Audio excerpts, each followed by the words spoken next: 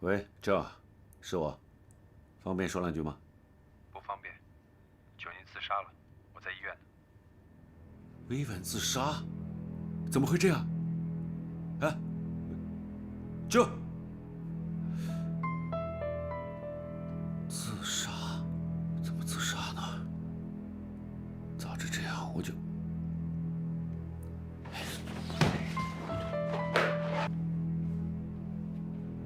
你要去哪儿？去医院。去哪家医院？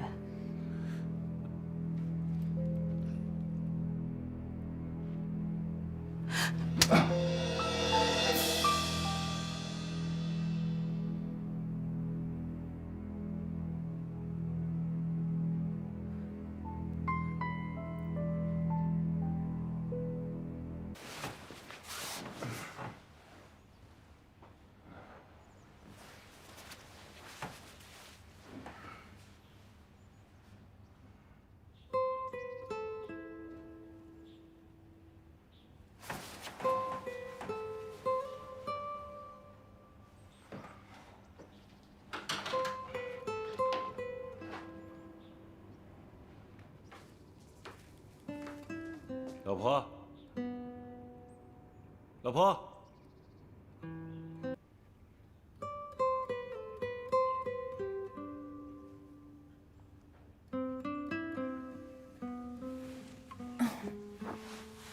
你看你，你怎么在这儿睡啊？上去睡吧，这睡不舒服。你不打电话吗？打什么电话？你不问问马健，林九妮救回来了没有？还生气啊？我昨天不是跟你解释了吗？如果他真的死了，他的家人肯定会把死因扯到我的身上，到时候我会很麻烦的。那我能不急吗？还好，你打了我一巴掌提醒了我，不然我真的去了医院就变成笑话了。你不觉得你对不起林九妮吗？老婆，你说什么傻话啊？我已经仁至义尽了啊！他有今天是他自找的。他自找，他只是天真了一回，他以为你可以在他的职场路上作为他的导师指引他，可是他没想到你的心里想的是什么勾当。如果他不拒绝，会是第二个夏安琪吧？老婆，你把我说成什么人了？你了解我的。就是因为我以为我了解你，才被你的言行吓到了。你要潜规则林九妮，她拒绝了，你才想办法找她的麻烦。这次不是小姑娘花枝招展的主动勾引你了吧？其实我早该明白，如果不是你有那些想法，小姑娘再怎么样，也不会那么主动投怀送抱。我真不知道，你还是我心中的新君吗？我当然还是你心中的新君了，我从来没有变过。是，我承认，你老公真的是很有魅力。那些女人见到我就会喜欢我，一见到我就会爱我。可是那么多年以来，我最爱的是你。虽然他们爱我爱得死去活来，可是我从来没有想过离开你，我一一把他们都打发走。老婆，你身边有这么好的男人，这么好的老公，你还不知足吗？林九妮还躺在医院里，生死未卜。这是他的命，不是我们要他死的。还有，你还去给他送钱呢。老婆，把这些忘记他吧。你今天有我那么好的老公，如日中天的事业，还有聪明活泼的儿子，全世界的女人想拥有的，你都有了，那不应该开心吗？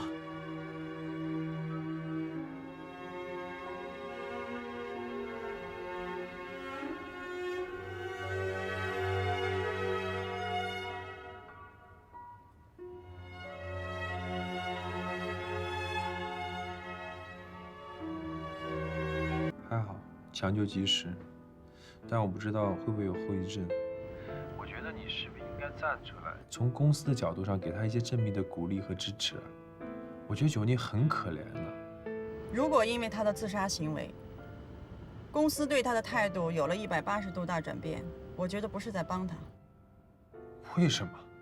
给他一个心理暗示，慧娜的孩子有奶吃，以后他凡是遇到困难，就都有可能采取一哭二闹三上吊这种方法，为自己争取利益。九妮她不是这种人。你怎么敢保证呢？昨天以前，你想到过他会自杀吗？那绝对是走投无路了呗。这不是理由。九妮她不是无路可走，只是她走的那条路可能会很艰辛。在医院守了一夜啊？你找我有事啊？俺不是说九妮有什么事儿随时向我通告，你现在就告诉我啊。你还记得她的事儿哈？她很幸运，被抢救回来了，现在在医院呢。那她在哪家医院，哪间病房？你告诉我，我待会儿抽空去看看她。你去看她？是啊，不行吗？再怎么说，我和九妮也是从小长大的好朋友啊。马健，你还真把我当成那种无情无义的人了。我只是想抓住杨新军的小辫子，给九妮出口恶气。真的吗？那我还真得替他先谢谢你了啊。所以啊，我想让你查Jenny的资料。我怀疑她的低价折扣行为就是杨新军所指使的。你真想对杨总怎么样啊？我只想搞到他的把柄，不管是攻击还是自保，都能用得上。那你去查啊，你别把我拉进来啊！你跟杨总的恩怨跟我一点关系都没有。你别装了。虽然我不知道你是谁派来的，你也想告到杨新军，不是吗？为什么我们俩不能联合起来呢？联合？你跟我？No， 女人心海底针，我怕你把我卖了，我还替你点钱呢。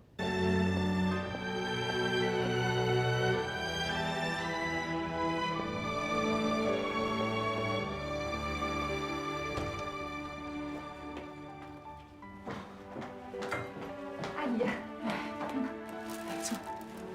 九妮，你好点了吗？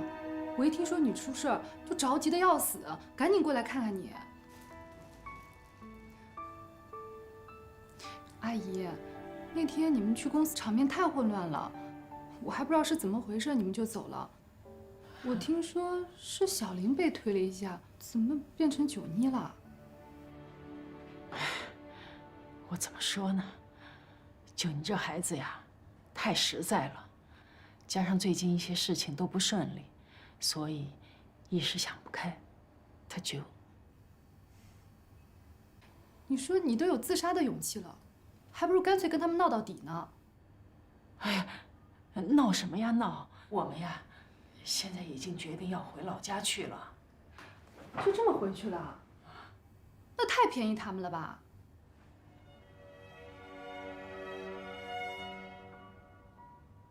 哦，阿姨，我这有2万块钱，您拿着，先应付这段时间再说。不，拿着吧，阿姨。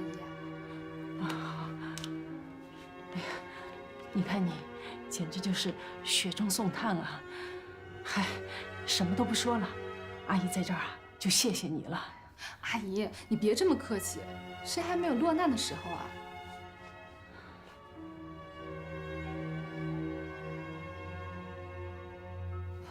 我觉得吧，你们不应该走，应该继续上诉，把这事闹得越大越好。理在咱们这儿，咱们怕什么呀？啊，我们现在是没这个心气儿了，我们就想平平安安的过日子。啊，就你啊，你看安琪来看你了，你怎么不说几句话呢？安琪，你是乐华的人，为什么会支持我上诉？哦，是啊，我虽然是乐华的人，但是我还是你的好朋友嘛。九妮，你是不是以为上次仲裁的事儿我在帮他们呀？你千万可别误会我。你知道吗？我为了帮你，我是故意婉去的。就因为这事儿，我跟朱莉彻底闹翻了。我绝不可能帮着他们欺负你啊！九妮，你看乐华和杨新军这么对你，你不能就这么算了。我会好好帮你的。你需要什么帮助，你尽管跟我说啊。暂时不用。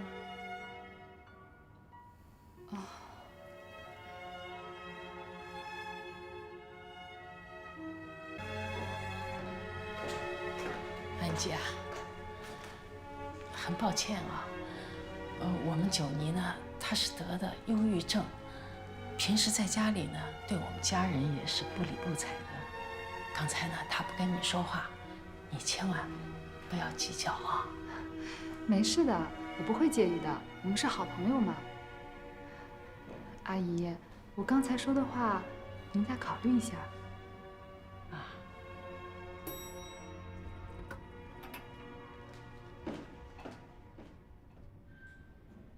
林九妮被救回来了。我今天在公司里面已经听到了，朱莉去慰问她弟妹的时候听到的，而且医生还说，因为抢救及时，不会有后遗症。朱莉还听到，他们将会搬回老家。那以后你就不用担心他们会再到乐华来闹事了。看来你不能如愿以偿了，因为听说林九妮还会上诉。还会上诉？你怎么知道？谁告诉你的？我倒是没有跟他说话，因为我一直跟在安琪后面。我看见安琪给林九妮他们留了钱，并且鼓励他们上诉。他们两个人面和心不和，那安琪为什么要鼓励薇薇安呢？到底怎么回事？那就要问你了，你跟夏安琪比较熟吗？那安琪跟薇薇安还说了些什么？他们说他们想请他们那个当记者的同学把这件事情好好吵一吵。我看林九妮的母亲挺动心的样子，本来他们没钱闹不成事儿，现在来了个愿意赞助的主，看来他们要大闹一场了。明白了。夏安琪她不想我复职，所以就让薇薇安大做文章。恐怕是想报复你始乱终弃吧？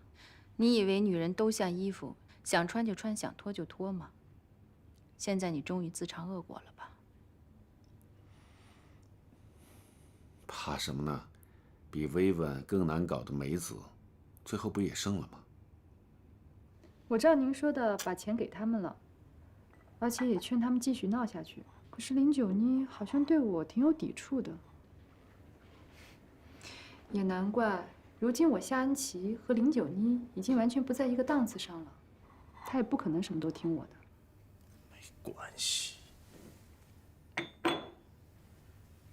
听不听他们已经了解了，他们会振作的。看来梅子真是在你的女人之中。她那个时候起诉你性骚扰是没错了，最后你居然把官司打赢了。对，因为很早我就防备他了。虽然他做出一些出乎我意料之外的事情，可是他也没能得逞。他败诉了，后来媒体舆论都把他当作性骚扰上司、讹诈不成的反面典型。这些舆论也是你请人制造的吧？是，只要花点钱，去找那些可靠的公关公司就可以了。还有一些乐华出于维护公司形象而做的危机公关。给我寄照片的也是梅子吧？除了他，还会有谁跟踪我呢？我等到他的精神开始不正常的时候，我就出手去教训他。我让他的电脑中了病毒，所以他以为他搜集的可以陷害我的这些证据全都丢失了，他也无计可施。老婆，这个幽灵终于在我们面前消失了。杨新军，你真是太可怕了。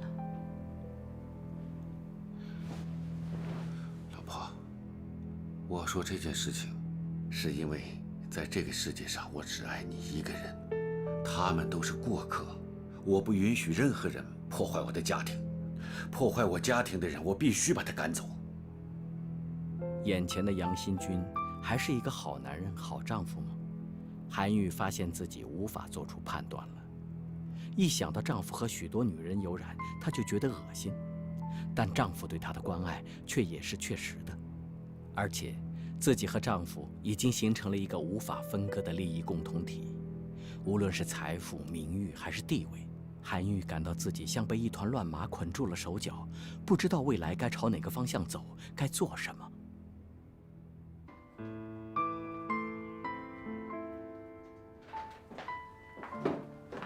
九妮，是你？你来干什么？哦，是朱莉告诉我的，我是来看看你的。我不想看你，出去！出去啊！九妮呀，我是真心诚意来探望你的。我替我先生向你道歉。我知道，无论怎么样的道歉，对于你现在所受的心灵伤害来比，都是苍白无力的。可是，我还是要道歉。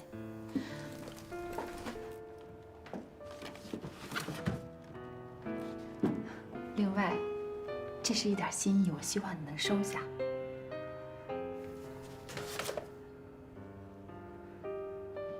又是这一套，要拿钱堵我的嘴。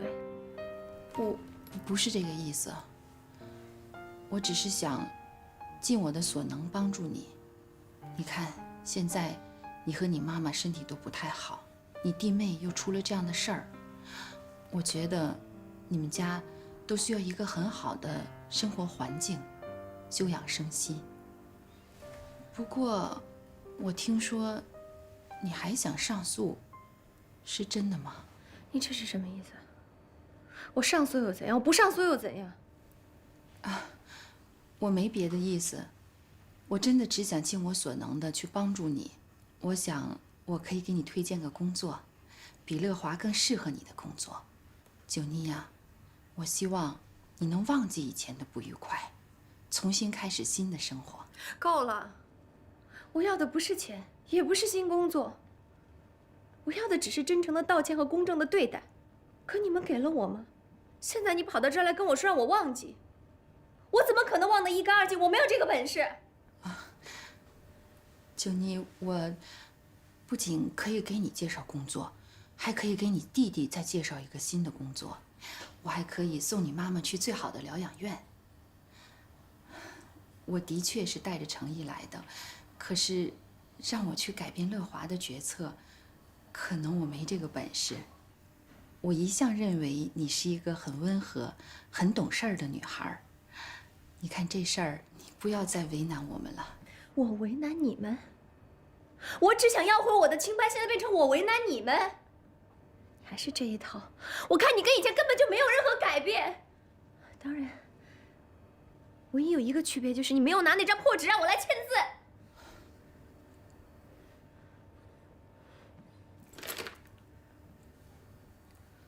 九妮呀，这个事儿就这么和解吧。你再跟我先生纠缠下去，对你也没什么好处。如果你退一步的话，我们还可以给你介绍工作；如果你不退的话，也许我们以后就成为死敌了。毕竟我得站在我先生这一边。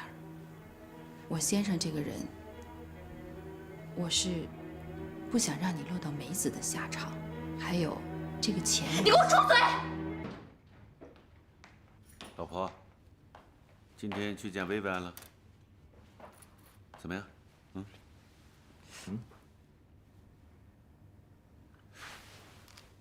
哦，给烫着了，啊，让我看看，为什么会这样？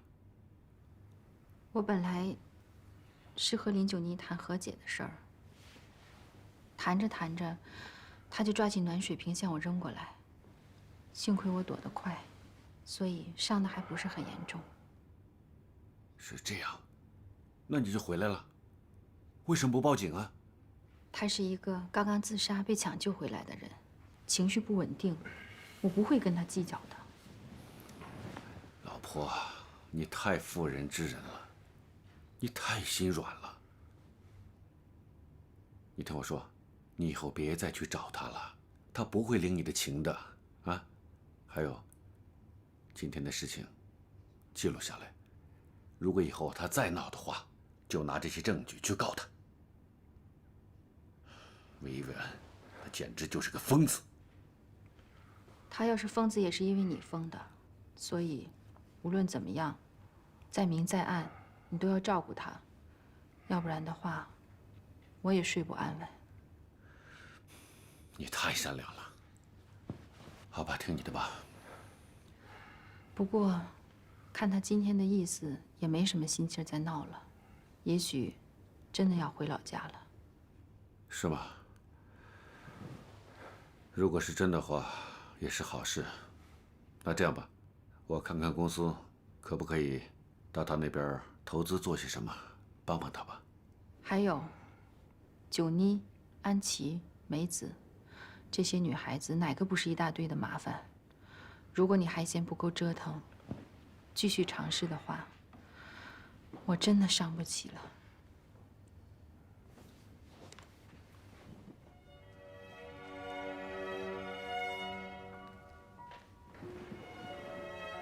是新闻周刊的记者。好吧，那我就告诉你，反正是事实，我也不怕你乱写。那林九妮啊，是典型的躁狂忧郁症。前2天啊，她用暖瓶砸了一位看她的女士，导致这位女士现在有严重的烫伤。是吗？那你能告诉我这位女士她叫什么名字吗？还用说她的名字吗？她就是韩愈，她是电视台美食栏目的主持人，全上海啊哪个不知道她？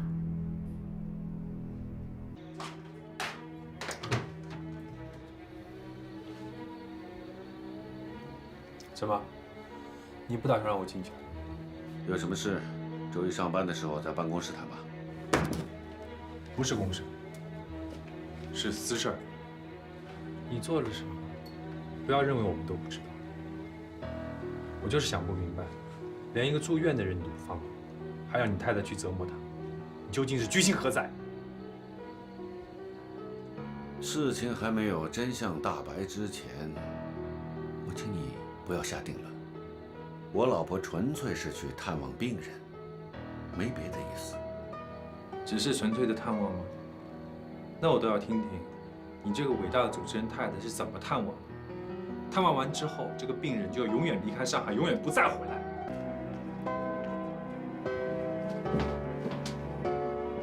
阿玉，我问你，你到底跟九妮说了些什么？为什么她万念俱灰，想回老家去了？我只是劝他不要再纠缠我先生了。纠缠？谁纠缠谁啊？你们混淆是非还不够吗？还要到一个人病床前面去欺负他？韩愈，我本来以为你还有一点良知，没想到你和你老公一样，蛇鼠一窝，狼狈为奸。马健，你有什么事情可以冲我来。我老婆去看望他是出于善意，那你知道薇薇她干了什么吗？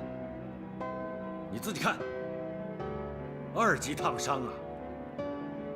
他用整整1壶开水倒在我老婆的腿上，我们没有追究他，你却像个疯狗一样跑来骂人，你跟他什么关系啊？你是他什么人啊 ？Shut up！ 他绝对不会伤害任何一个人。那难道我老婆会自己用开水烫自己吗？还有啊，很多人看见在会议室里面他冲进来用水泼我，要不是老胡挡住啊，真不知道他还会干出什么事来。马健，你要是有在这咆哮的精力，我劝你赶快用你的精力帮他找一个精神科的医生，好好的治一治，早点治疗，早一点可以减轻对社会的危害。你说什么？你们已经把九妮伤得这么惨了，你还在这边侮辱她？我没有侮辱她，我说的都是事实。你跑到我家里来乱叫，你不要面子，我还要面子呢。如果你不服气的话，你就去告我呀！你去啊，我看看法律怎么帮你出气。法律？你还跟我说什么法律？杨总，我们心知肚明吧？九妮怎么会走到今天这一步？虽然法律没有判，但不代表你还可以为所欲为。杨杨新军，你的如意算盘不要再打。九妮不是梅子，她不会任由你们欺负的。就算九妮可以忍气吞声，我也不会让的。你以为我会让吗？你说。马健，别吵了，都是我的错。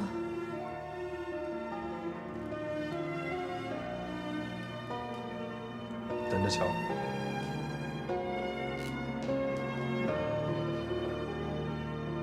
太可怕了。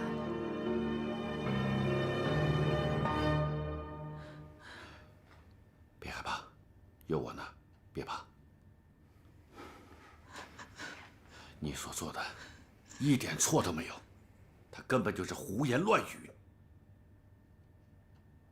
反正现在，薇薇，他已经决定走了，看那些人能折腾出什么样子，是吗？别哭了，别哭了，啊，别哭，来。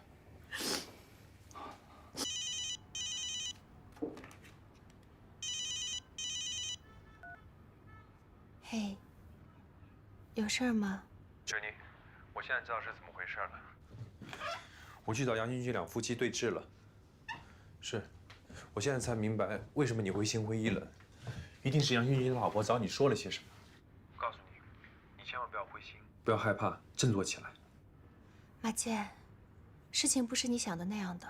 你记得我跟你说过，我一定会恢复你的电脑。我现在就在公司，我一定要找到杨新军欺负你的证据。你放心，我这回豁出去了。我一定要把他整下去。好，那你好好养病吧。好呀，我早就说过应该回去了。因为上海这个鬼地方有什么好的？要是我们早点回去，九妮啊，我们孩子都生了。现在说这个有点早了吧？哎，阿姨，这有什么早的？要是我说啊，回去以后，我跟九妮先把喜事给办，反正老家的人也知道九妮早晚是我的人。九妮她现在没这个心思，结婚什么的，以后再说吧。阿姨，先办大事再说嘛。胡斌，你能不能让我静一静啊？哎，好，我听你的。哎，反正这2天工厂也没什么事儿，买好票，我送你们回老家。姐夫，难道你真的愿意让姐姐一硕士研究生在老家待一辈子吗？硕士又怎么了啊？硕士就了不起了，那北大的硕士还去卖猪肉呢。你想让姐姐卖猪肉？姐姐要是把猪肉卖出国，卖成了企业，你愿意吗？你姐才没有那能耐呢，你说的话都是瞎掰。我想好了，回老家，我先找咱们家里人啊，给你姐找个安静点的工作啊，咱们在家啊就好好的生孩子，好好的过日子。九妮姐，你可听到了啊？这个人啊，就是想把你锁在家里，给他生小孩儿。小莲，我怎么对九妮关你什么事？我等了她这么长时间了，像我这么大年龄的也该结婚生小孩了吧？在我们老家，我这么大的人，孩子都能打酱油了。你要闯祸，出去闯。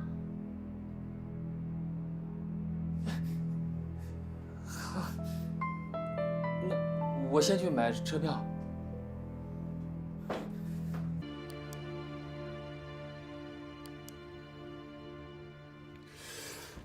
怎么会这样？戒心够重的。你这话什么意思啊？你在吓着我。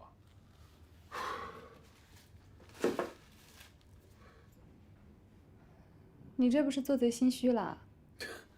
我这 CIO 大半夜的搜查公司邮件的服务器，然后再检查这个杨新军财务的邮件，这不跟做贼有什么区别啊？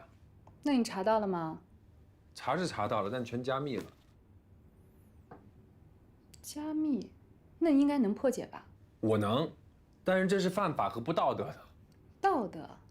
那杨新军想潜规则林九妮的时候，他想过道德2个字吗？你先吃点东西吧，明天我去看看林九妮。他现在连我都不肯见，还肯见你？嗨，你跟林九妮是什么时候认识的？我跟他是什么时候认识的？就算他不肯见我，我跟他家人那么熟，他们总该给我这个面子吧？哎呦，你什么时候变得那么有义气了？我是有私心的，我也希望他能留下来。如果他能和我们联手一起对付杨新军，我们的力量不是就更大了吗？恩姐，其实吧，你挺聪明的，只不过你的聪明啊，全没有用到正道上。林九妮是纯洁善良，但是她受到别人欺负的时候，还不是一样需要别人的帮助。在我看来，一个女人连自立的本事都没有，也是一种悲哀。你的理论吧，听上去都挺在理的，其实就是强词夺理。亏得你没有跟杨军再混下去。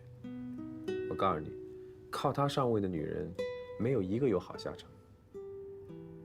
没有一个？你的意思是说，杨新军除了梅子，还有其他的女人？Jenny 也是他曾经的情人？这个我可不知道，我只知道 Jenny 吧是一个冰山美女，不苟言笑。我们商圈里曾经打赌，如果谁可以赢得她的一笑，这个人就得请所有的人去最贵的酒店吃饭。你们把这个 Jenny 说的跟神仙一样。我以前在销售部的时候也见过她，她不怎么样啊，嘴角总是垂着，一副苦相。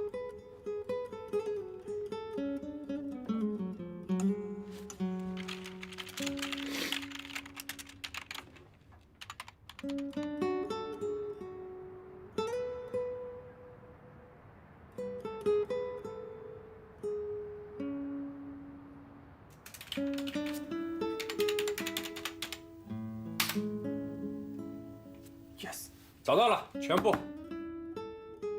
Come on。杨新军上个季度报销清单全在这儿，你就往下拖就行。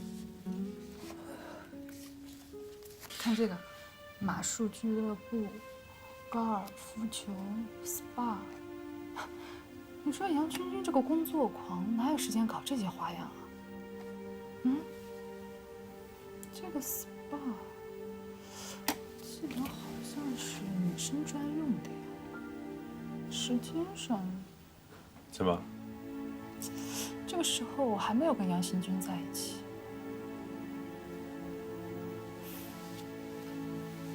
看来我得去拜访一下这家 SPA。美女你好，请问您需要哪些服务呢？我来给您介绍一下我们这边的特色好吗？啊，是我朋友介绍我来的。就是这个女孩，你认识吗？哦，这位姐姐啊，她一直在我们这边做 SPA，她很漂亮，也很有气质。就是啊，她简直就是你们这儿的活广告。是这样的，她做过的项目我都想试一试。那我查查她的档案，看她都做过哪些项目。好。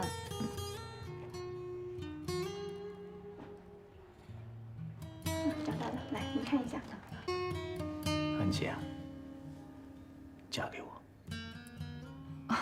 欧总，您别开我的玩笑啊！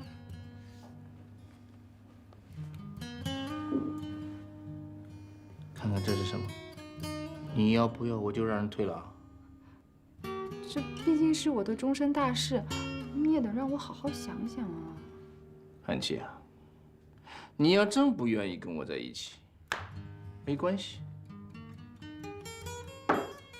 你赶紧给我一个明确的答复。哎呀，我不是跟您说过吗？我对我的终身大事是很认真的。我也很认真。我在加拿大还有套房子，你可以住过去。你在那儿一边学厨艺一边做生意，说不定啊，比韩愈更红呢。好了好了，我再想想。哎，你明天不是要出差吗？你就赶紧回去早点休息吧。走了走了。好了好了，我会好好考虑的。来，快走吧，快走吧。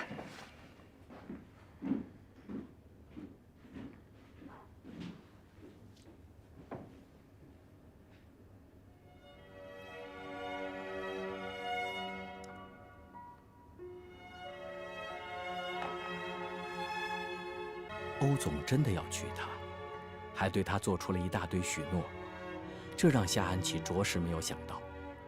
安琪原以为自己会感到兴奋，甚至会喜出望外，但是她吃惊地发现自己一点也不激动，如今的她已不是当年那个迫切需要解决生存问题的夏安琪，唯一没有变的是那种难以抑制的不满足感。夏安琪知道自己想要的更多，却又说不清那究竟是什么。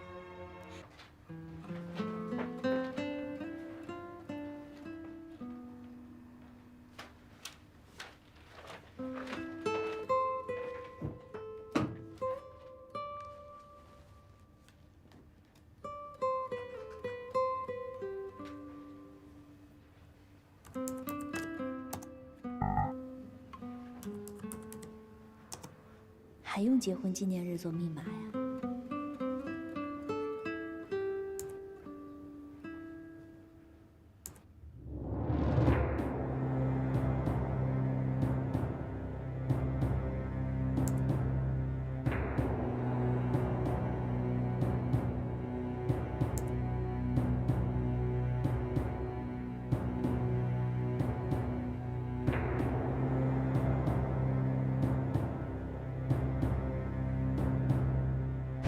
我今天找您来，就是想告诉您，您丈夫身上存在的一些问题，这些事情对我不好，对您的家庭也不好。可是，如果你怎么都不肯相信的话，那我也没什么可说的了。我为难你们？我只想要回我的清白，现在变成我为难你们，还是这一套？我看你跟以前根本就没有任何改变。当然，唯一有一个区别就是你没有拿那张破纸让我来签字。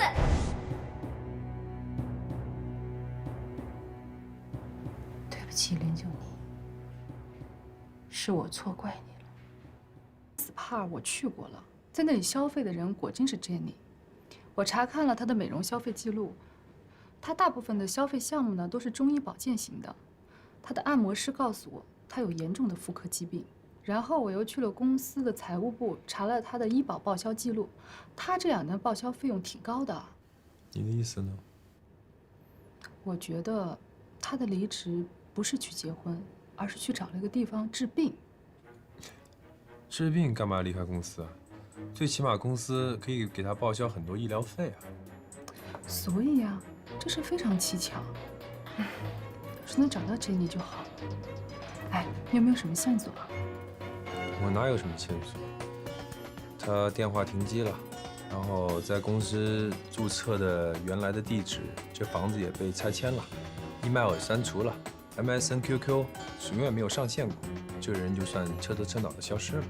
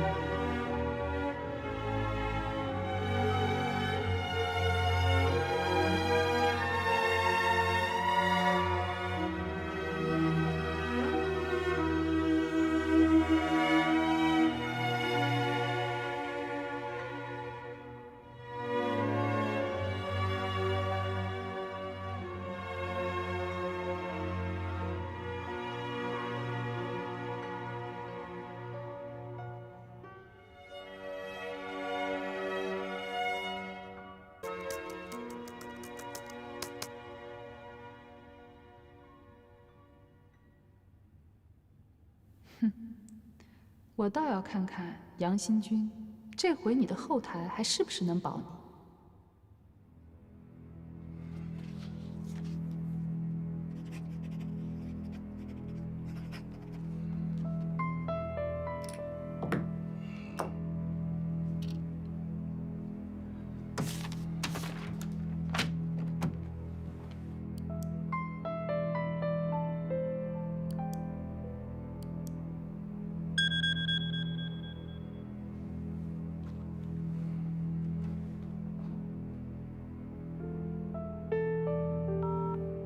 我去美国看儿子了，希望你以真诚之心做事，以真诚之心待人。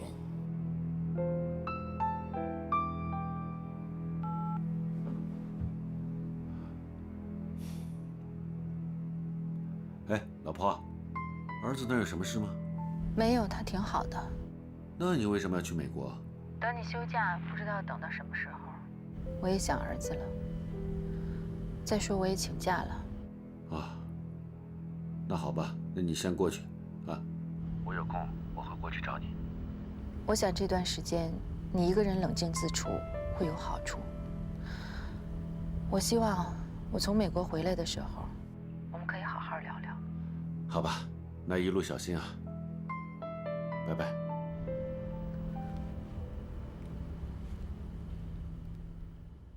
怎么回事？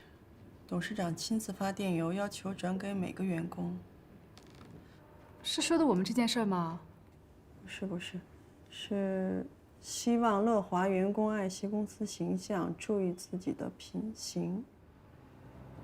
好像老头子很生气的样子。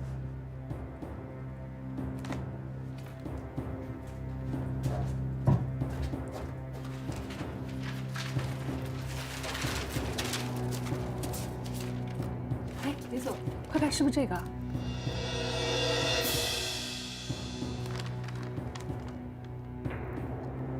您别看我呀，我真不知道这是怎么回事儿。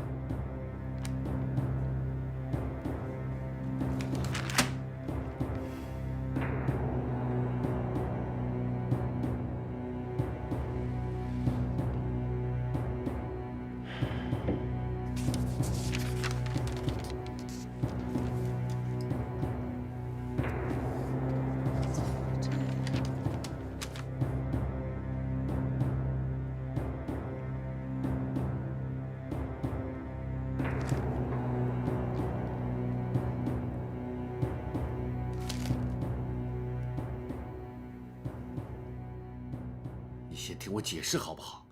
这完全是污蔑。别说了，杨，我一再在董事会面前为你担保，可是你一再让我失望。为什么总是在你身上爆发这种丑闻呢？因为有人陷害我呀。那么你就找出陷害你的人，然后用事实来证明自己的清白。如果你能够做到的话。本来董事会看了你的2013年规划后，已经决定了让你恢复原职，毕竟你是这个职位上最适合的人选。但最近发生的这些事情很让他们为难。你知道，性丑闻是董事长最痛恨的。你说那个女员工是一个很贪婪、爱说谎的人，可现在的舆论已经对你很不利，也让我们公司陷入了不利的境地。杨，你真的应该好好想一想，如何化解这种局面。如果你不得不用辞职来解决问题，我将会感到非常遗憾。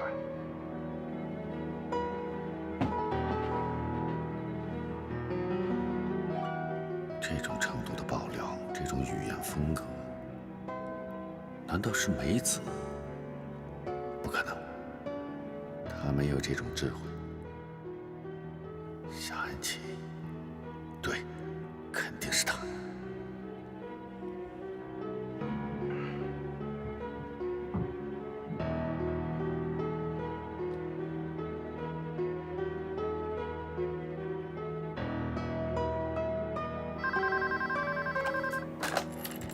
喂，安吉拉，是我。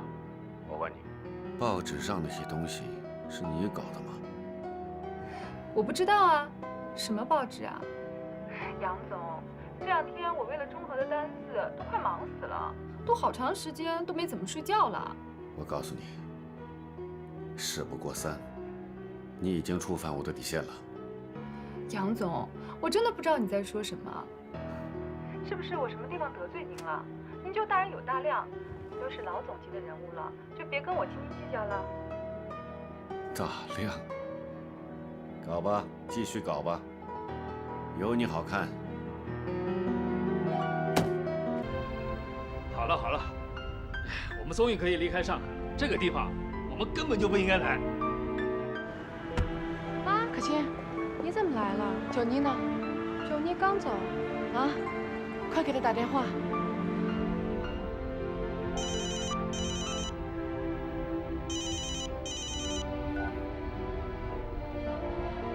喂，白律师。九妮吗？你在哪儿？我找你有事儿。白律师，你有什么事儿吗？你别走，我已经决定了帮你打这个官司。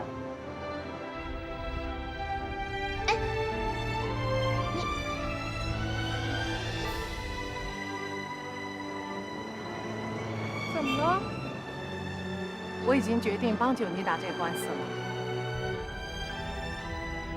白律师说什么呀？管他说什么，跟我们有什么关系？把电话给我。把电话给他吧。给我啊！给。喂，胡经理。林九妮，听说你要离开上海啊？我已经在去火车站的路上了。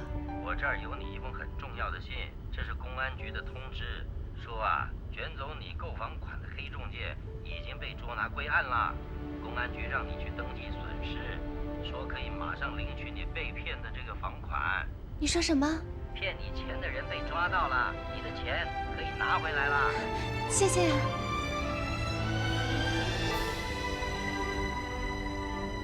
原本心灰意冷的林九妮，意外得到了白杨的承诺，内心深处不禁燃起了一点希望之光。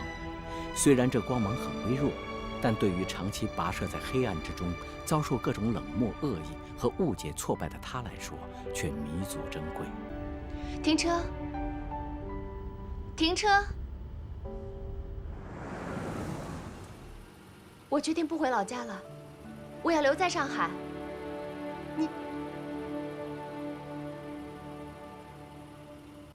您在电话里说的那些是认真的吗？好啊，林九妮，我都下了这么大决心了，你还怀疑吗？我不是这个意思，我只是没有想到您真的会帮我。我现在都不知道该怎么办好了。接下来，我们就起诉杨新军，让法律为你做主。我想问你，你真的想好了吗？想好了。真的？我已经仔细考虑过了，打官司这种事儿没有那么简单，不可能只赢不输，所以我会努力让自己变得坚强，让内心强大起来的。我说的不是这个，杨新军无论在经济实力和社会地位都在你之上，性骚扰历来又是个很难取证的问题，要想打赢这个官司，必须借助舆论的力量。你要把自己曝光在亿万百姓的视野之中。我知道，可心之前不是也在这方面帮过我吗？我有心理准备。上次只是热身赛，这次才是真正的对决。你的一举一动，还有陈年的往事，都将会成为人们茶前饭后的谈资。在这过程中，你会遇到各种的误解、各种揣测，甚至是恶意歪曲，你没法为自己辩解。有时候，即使你长满了嘴，你也没法说清楚。这一切的一切都将出乎你的意料，或者你会得到人们的尊重和同情，或者你就会贬得一文不值，甚至用余生你都在背负着骂名。你真的想好了吗？明白。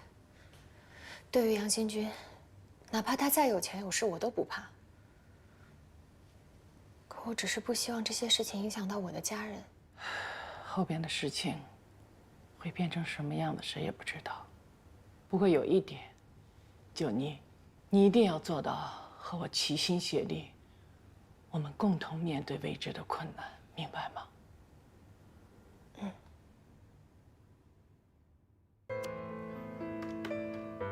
没错了，这房子付首付的钱加上中介的手续费，全都追回来了，一分不少。哎呀，太好了，太好了，终于追回来了。这个可是我卖房子的钱啊！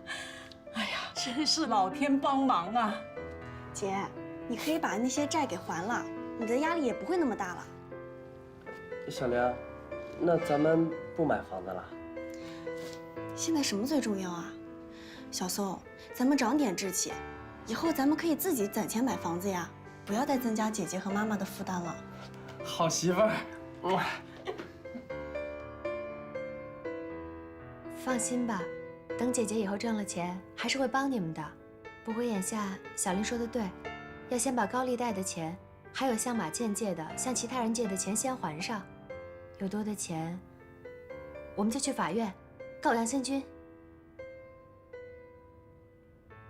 哎呦，九妮，哎呦，我劝你就现实一点不好吗？啊，这明明我们打不赢的官司，你干嘛要浪费这么多钱呢？要是依我说啊，咱们把这剩下的钱跟小宋他们分了，得了吧？哎，反正咱们结婚也要用钱嘛。我们不要啊，这钱是妈妈卖房子买来的，要不是姐姐要打官司，这钱应该是留给妈妈治病的。这谁当初逼着九妮筹钱买房子的啊？现在开始装什么大尾巴狼了？哎，你说什么呢你？哎，难道不是这样吗？啊，我就不相信了，这钱你对他一点不动心？我还真不动心了，这钱不该我的，我1分都不会拿。倒是你了，你说了要照顾姐姐的呢，现在呢，关键时刻掉链子。你，九妮啊，那你怎么想啊？我当然是想打官司了，否则也不会留在上海。只是，我真的很怕连累你们。哎呀，连累什么呢？你今天叫我一声妈，我就得对你负责。放心吧，你就大胆的去告他，我们都站在你后边。我不同意。那个白律师，他居心叵测的啊！他忽悠你打官司，他是借机你来炒作自己。官司打赢了，全是他的功劳。要是打输了呢，他肯定会讹咱们一大笔钱的。你看，咱们好不容易追回来的买房钱，最后全倒贴给他。白律师不是这样的人，你忘了我最困难的是可心他们帮的我，你现在怎么能把人往坏处想呢？这官司也没有人撺掇我，是我自己要打的。就是那个白律师，要不是今天他打电话给你啊，我们都已经回老家了啊。我就不明白了，这打官司是好事还是怎么着啊？你怎么就上瘾了呢？哎呦，你经过了那么多事情，你还不死心啊？我为自己讨个说法有错吗？好，可是人家都是大事化小，小事化了。可你倒好，一再的折腾，唯恐天下不乱。哎呦，你用脑子好好的想一想好不好啊？你这要是一打官司，那些媒体记者什么的，一窝蜂的上来，你一个女孩子跟你的男上司，那会写点什么？肯定是不好听的。你是不是忘了你以前受过那些教训了？你又提以前，你什么意思啊？哎呀，不是我想提，是那些记者，他们肯定会把这件事情挖出来的。我没读过多少书，我都知道这叫卖点。我可不希望满大街的人拿着报纸对着我老婆啊，在那津津有味的指指点点的。哎呦，九妮，你也替我考虑一下好不好？我要是上班的话，我在工厂里面还怎么能抬得起头来？这不丢脸吗？九妮，你就听我的吧，好吧？你还太年轻，社会认识又不够。反正那信阳呢也没对你怎么样，这哑巴亏咱们认了，何必非要去告那个信阳的呢？咱们回老家踏踏实实的过日子，这不好吗？我既然决定留下来，这个官司我就要打到底。老婆，你现在在哪儿啊？为什么儿子说你没去美国啊？到底怎么回事？我想静静。老婆，我需要你，我很需要你，你别相信那些胡言乱语啊！你现在在上海，你在哪儿？我去接你。我给你留了封信，就在书房的抽屉里，你看看吧。我。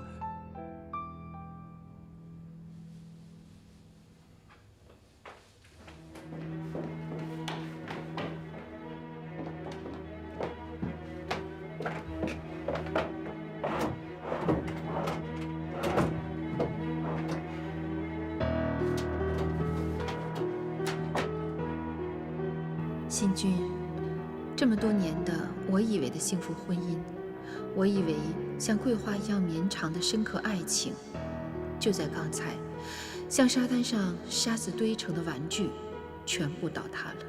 我再也不能用因为你很爱我，我只爱你这个理由来麻醉自己，来原谅你。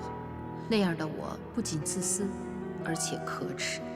我不能想象，在你口口声声说爱我，在你拥抱着我那样温柔的时刻，却在心里琢磨着另一个女人。那些年轻的女人，她们被你玩弄，被你抛弃，甚至被你算计和仇恨。她们有多大的过错？而你简直就像一个恶魔。我呢，有可能还做过你这个恶魔的帮凶。我不想听你的解释，最近我听得太多了。每次解释，你都能把自己最卑劣的行为描述得堂而皇之。幸而我还有基本的良知，怀疑你的解释。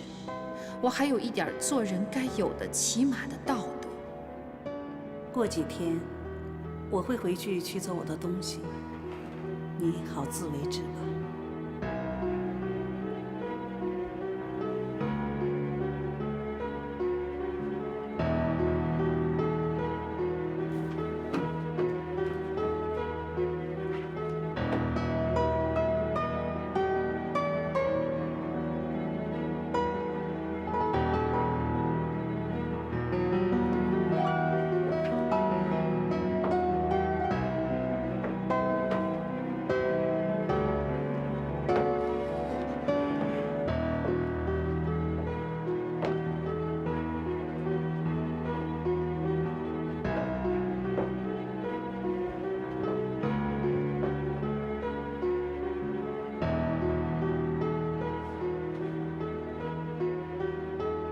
婆，你错怪我了，不是你想象中那样的。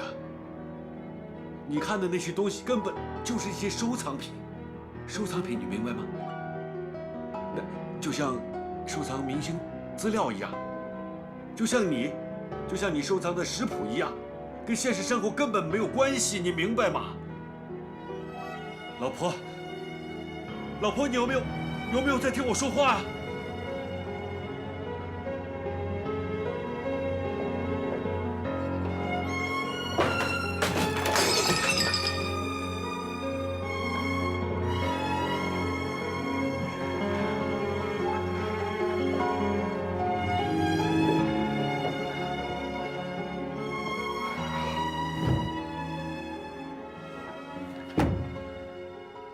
要把我发到美国去，真是总部的意思，还是 Grace 的卸磨杀驴？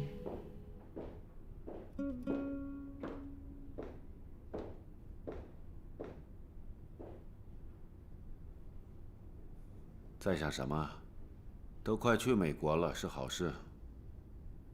在我这里很少见的，看来 Grace 挺器重你。这事还没影儿呢。杨总，您的消息倒是挺灵通啊。哼，这本来就是我向 Grace 建议的。难道是？原来是你啊 ，Angela， 女孩子在家里面相夫教子就可以了，何必为了一份工作那么卖力？人的胃口有限，吃不下，噎着就不好了。这就不用您管了，这是我自己的事情。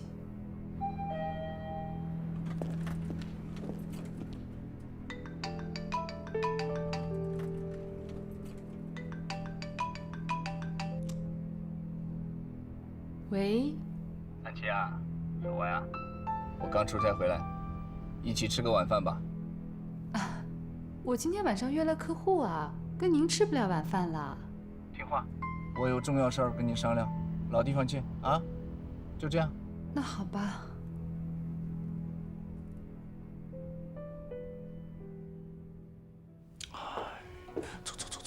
走。哎呀，现在要见你一面，怎么这么难呐？没有，我这不是新官上任事情多嘛，没办法，我明天还要出差呢。中恒那边事情你不管了？那怎么可能啊？我签下来的单子肯定要管到底啊。您不是说要找我商量大事儿吗？是什么事儿啊？中核这次的订单真的很大，你们那儿库存够吗？